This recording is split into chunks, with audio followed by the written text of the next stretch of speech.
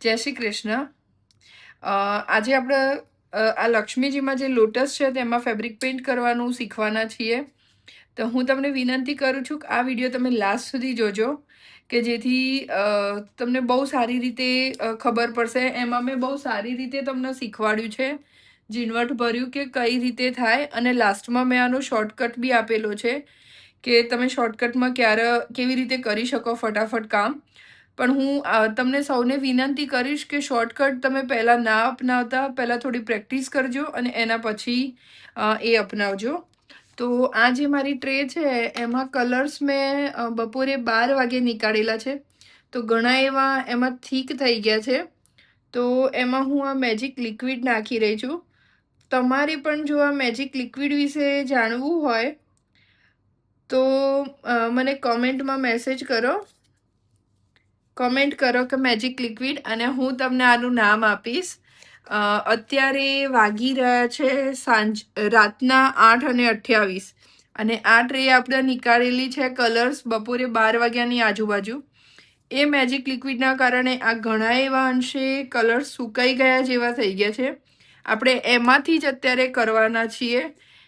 તો ચલો આપણે સૌ જોઈએ કે કઈ રીતે કરવાના છે. સૌથી પહેલાં હું લઈશ વ્હાઈટ કલર.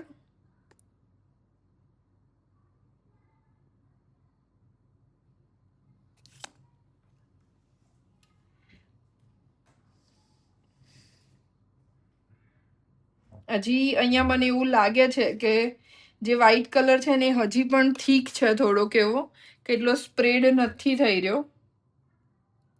તો એક ડ્રોપ બીજું નાખીશ. એક સાથે આમાં વધારે ના કરતા ક્યારેય ડ્રોપનો યુઝ, એક એક કરી અને પછી જ એમાં યુઝ કરજો. તો મિડમાં મેં સૌથી પહેલાં વ્હાઈટ કલર લીધો. After the cinnamon pink. અને આ જે કલર છે એ છે સેલેમન પિંક 65, ફેવિક્રાઇલનો નંબર છે આ. અને બીજો આ જે કલર આપણે યુઝ કરવાના છે એ પિંક 18 છે, એ પણ ફેવિક્રાઇલનો છે. અને થર્ડ વન ઇઝ ફેવિક્રાઇલનો જ છે, ક્રિમિસોન રેડ 04 નંબર છે. તો આ 3 શેડ્સ આપણે યુઝ કરવાના છીએ આમાં, કે જે એકદમ ઇઝીલી થઈ જાય. તો ફર્સ્ટ આપણે એમાં વ્હાઈટ કર્યો છે, પછી પિંક શેડ લઈશું આઉટર સાઈડ પર.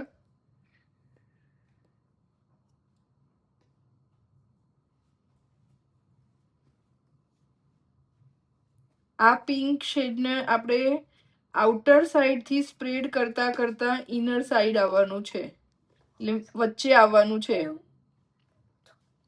જોઈ શકો છો કે જે જગ્યાએ ડ્રોપ પડ્યું હતું ત્યાંથી જ મેં ડાયરેક્ટ લીધું છે, એટલે અહીંયા સ્પ્રેડ થઈ ગયું છે. તો આ મિસ્ટેક તમે ના કરતા, ડ્રોપ નાખ્યા પછી કલરને મિક્સ કરવાનો અને એના પછી ચાલુ કરજો. તો આ જોઈ શકો છો તમે કે મિડમાં આપણે આટલું શેડિંગ કરી દીધું છે, રાઈટ. હવે ફરીથી આપણે લઈશું વ્હાઈટ કલર, વચ્ચે યુઝ કરીશું વ્હાઈટ.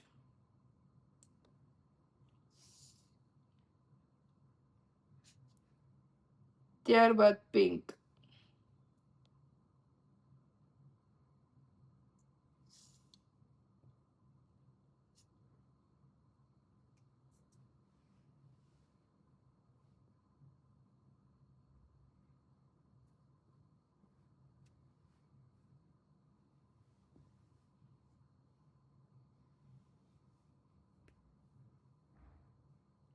એકદમ હળવા હાથે આપણે આમાં શેડિંગ કરવાનું છે.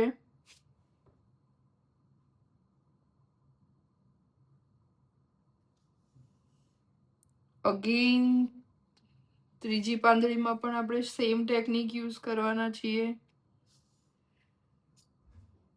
આ થઈ જાય પછી આપણે એમાં ડાર્ક કલરનો યુઝ કરીશું.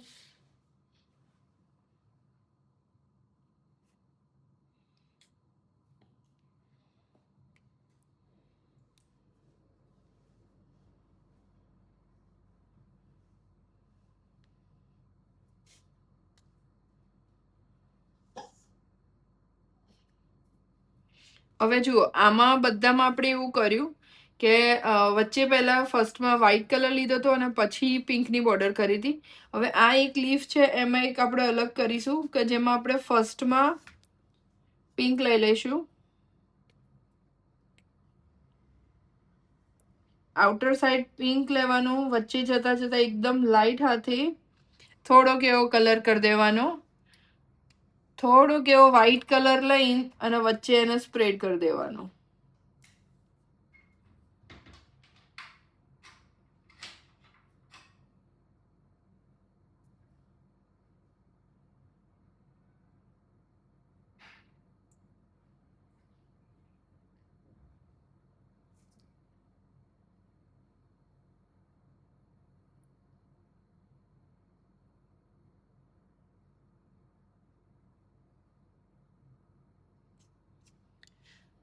કેટલો ડિફરન્સ છે એ તમે જોઈ શકો છો આમાં. તો એક તમે આ રીતે પણ એમાં કરી શકો છો.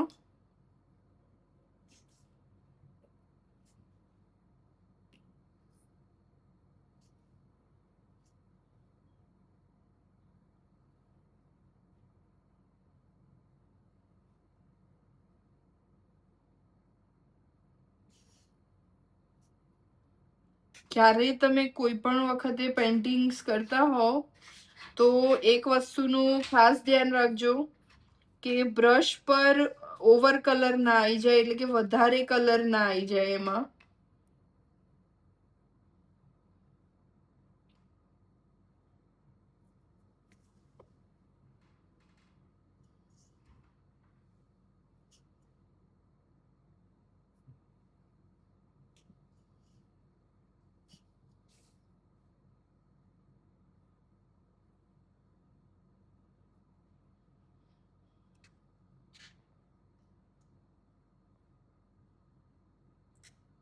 હવે આ તમે જુઓ છો કે આપણું અડધું લોટસ થઈ ગયું છે.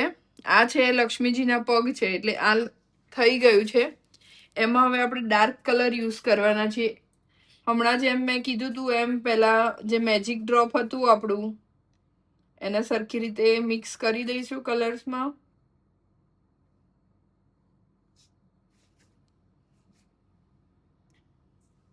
કેમલિનની 2 નંબરની જે બ્રશ છે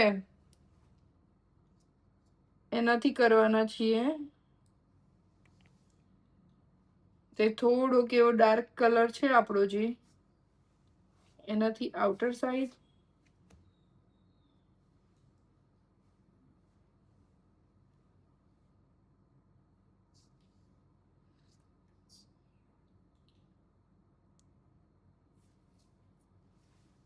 હવે એ જે આપણે આઉટ સાઈડ એમાં આપી રહ્યા છીએ કલર્સ, થોડોક એવો ડાર્ક પિંક, તો એ કરતા કરતા થોડુંક એવું આપણે વચ્ચે આવવાનું છે.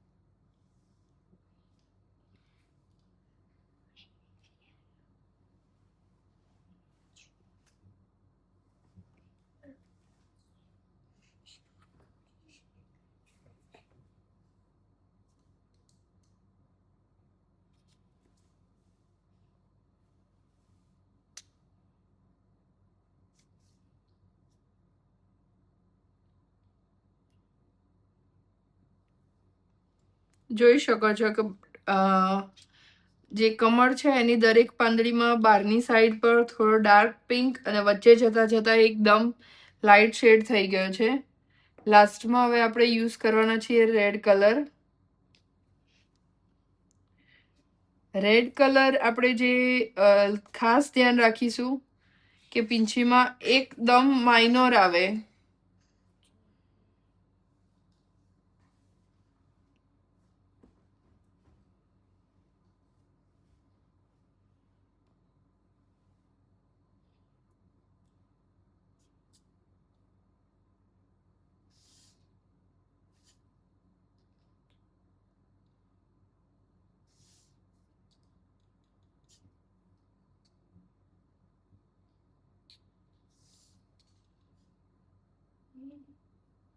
રેડ કલરથી આઉટલાઈન કરી આપણી, જેથી તે દેખાઈ રહ્યું છે અલગથી. આ જે આપણે ફેબ્રિક પેઇન્ટ કરી રહ્યા છીએ તેમાં હવે પછીથી આપણે એમાં હેન્ડવર્ક કરવાના છીએ, તો આપણે એને ધ્યાનમાં લઈને અત્યારે હાલ કરી રહ્યા છીએ કે આગળ જતા આમાં હેન્ડવર્ક થવાનું છે.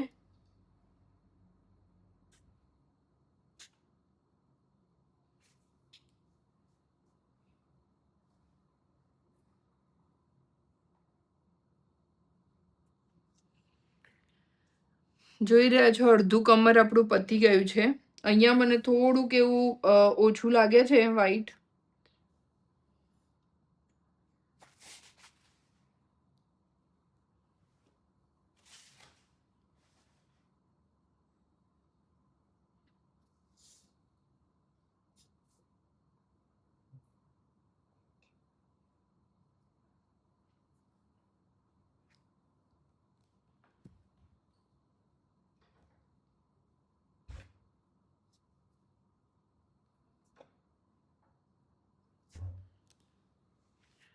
તો હવે આ સાઈડ આપણે શોર્ટકટ જોવાના છીએ. વિડીયો બહુ લાંબો થઈ ગયો હોય એવું લાગે છે મને, તો આ આપણે પાર્ટ 2માં જોઈએ કે કઈ રીતે કરીએ છીએ. સેકન્ડ જે વિડીયો છે એમાં આપણે શોર્ટકટ શીખવાના છીએ કે જેમાં માત્ર ને માત્ર રેડ અને વ્હાઈટ કલરથી લોટસ કરવાના છીએ અને લુકમાં કંઈ ખાસ એવો ચેન્જ આવવાનો નથી. તો આ છે રેડ અને આ છે વ્હાઈટ. તો ફર્સ્ટ આપણે લઈશું વ્હાઈટ કલર.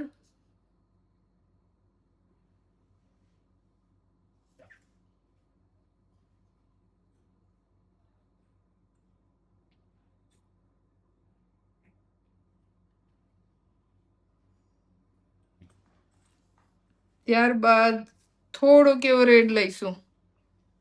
રેડને બોર્ડર પરથી કરતા કરતા અંદર આવવાનું છે આપણે.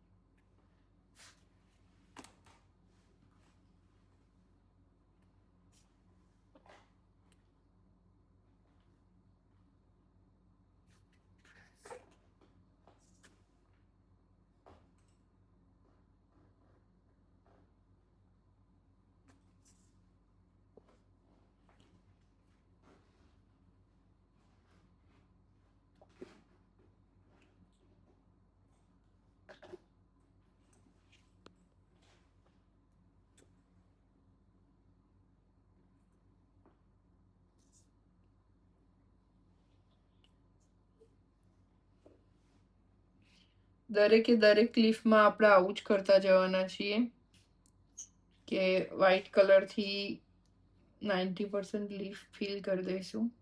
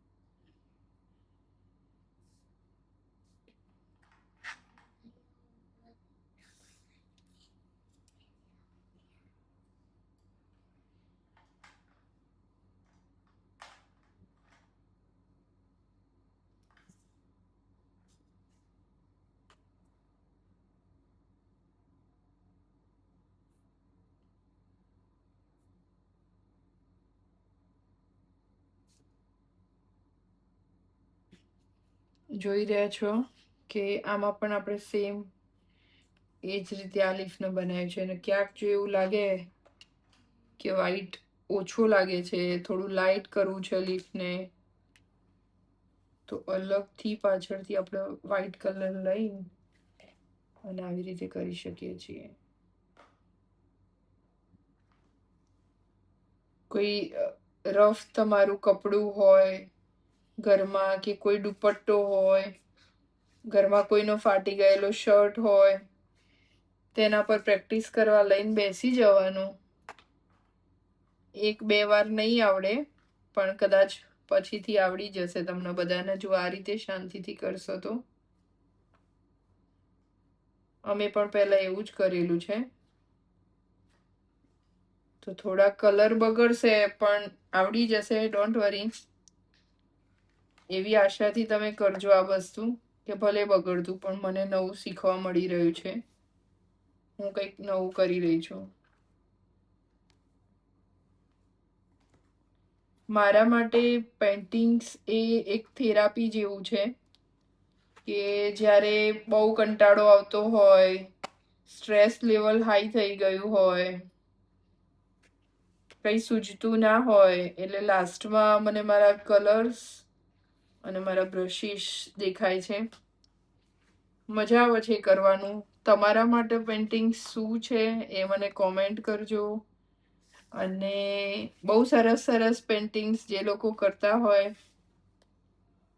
એ લોકો મને પિક્સ મોકલતા રહેજો.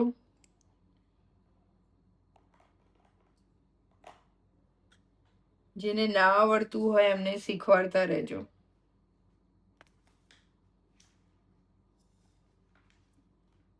આ એક મેં નાનો એવો ટ્રાય કર્યો છે ફેબ્રિક પેઇન્ટ પર વિડીયો બનાવવાનો, કે જેમાં ક્યારે બનાવ્યો તો નથી મેં ફેબ્રિક પેઇન્ટ પર વિડીયો, પણ ખબર નહીં હવે તમને આમાં ખબર કેવી રીતે પડે છે નહીં. મેં એવો ટ્રાય કર્યો છે આમાં, કે તમને ખબર પડે અને તમે ઘરે આ શીખી શકો અને કરી શકો.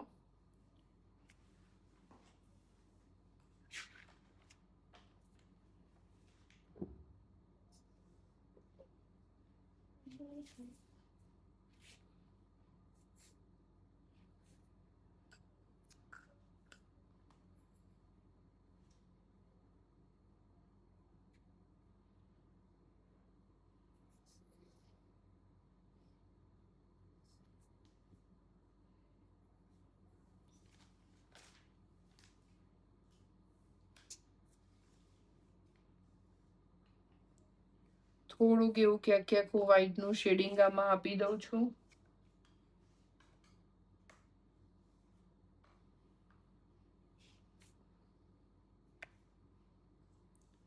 કોઈ આમાં રેડનું બી કરી શકે છે. તમે તમારી ક્રિએટિવિટી, તમને કેવું જોઈએ છે એ રીતે કરી શકો છો. આમાં મારે હેન્ડવર્ક કરવાનું છે એટલે થોડુંક એવું મને કરવું યોગ્ય લાગ્યું આમાં, એટલે હું આ વસ્તુ કરી રહી છું. તમે અવોઇડ પણ કરી શકો છો આને.